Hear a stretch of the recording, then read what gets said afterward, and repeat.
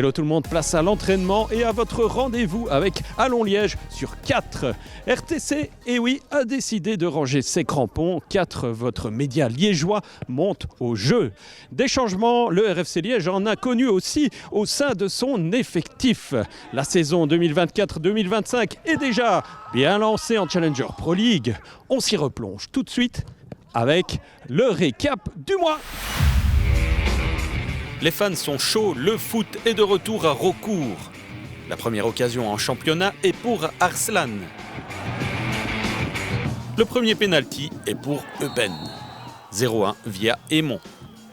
Visiblement, les germanophones ont activé l'option péno cette saison. Deuxième tir au but, c'est marqué en 2 temps, 0-2. En seconde période, Liège pousse, mais les pandas maîtrisent l'art du contre, 0-3. Départ compliqué. À l'extérieur, les Liégeois débutent mieux. Atterri ouvre le score à Genk. En seconde période, les Sang et Marine prennent une série de coups, des coups de coin pour être plus précis. Par 3 fois, le ballon termine au fond. Liège est KO et accuse le coup en fin de match. C'est 4-1. Le rodage continue. À domicile face à Beveren, les joueurs liégeois montent en puissance. Ils jouent bien, mais réussite et précision font défaut. Tout le monde se demande encore comment ce ballon n'est pas rentré. 0-0 et premier point de la saison. 32e de finale de Coupe de Belgique, coup franc, elle sautoie et encore un but encaissé sur phase arrêtée. Liège enfile son costume de patron en deuxième période. Atterri égalise. Quelques minutes plus tard, Lefebvre donne l'avantage à Liège avec son premier but sous les couleurs Sang et Marine. Sur coup de coin, Ngawa de la tête assure la qualification liégeoise 3-1.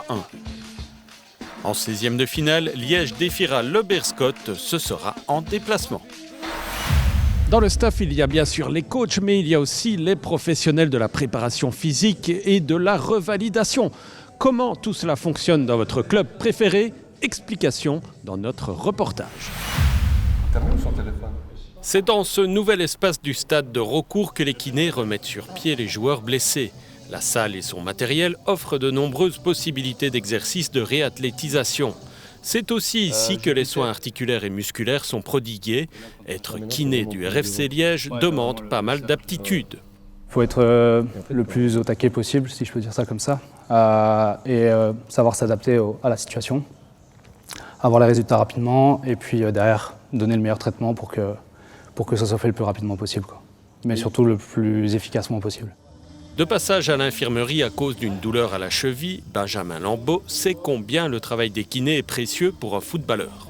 Surtout à mon âge, on en a de plus en plus besoin, mais c'est vrai qu'au quotidien, que ce soit pour certaines inflammations ou un peu relâcher les jambes, un massage, je pense que c'est vraiment nécessaire dans le sport. Victime d'une fracture du pied, Alessio Cassio poursuit un programme spécifique en dehors du terrain. Il n'est pas le seul, car en ce début de saison, les Sang et Marine n'ont pas été épargnés par les blessures.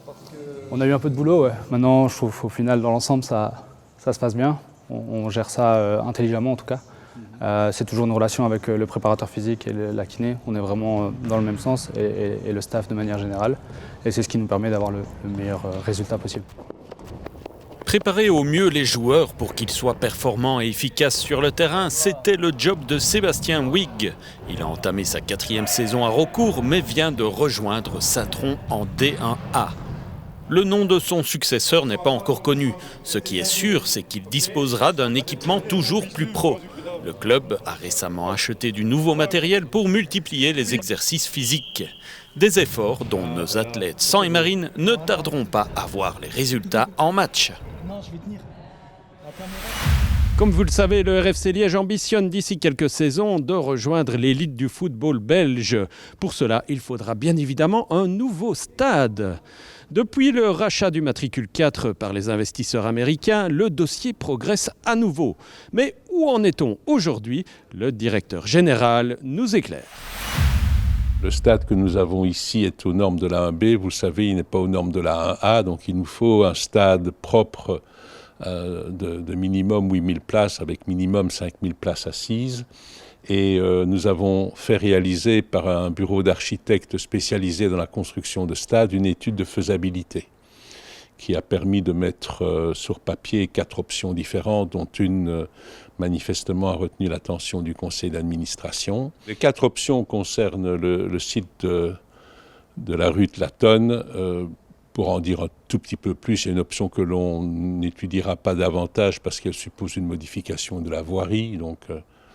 Et les 3 autres options, on privilégie celle qui a 4 tribunes, aux autres qui pourraient n'en avoir que 2. Je crois qu'on doit encore jouer ici 2-3 saisons, en tout cas 2, et puis les travaux, et puis on verra le bout du tunnel, et là le retour à Raucourt sera confirmé avec beaucoup de joie, je crois, chez les supporters. Merci d'avoir suivi ce premier numéro de la saison. Rendez-vous le mois prochain, et n'oubliez pas, même quand ça va un peu moins bien, allons les Lèges!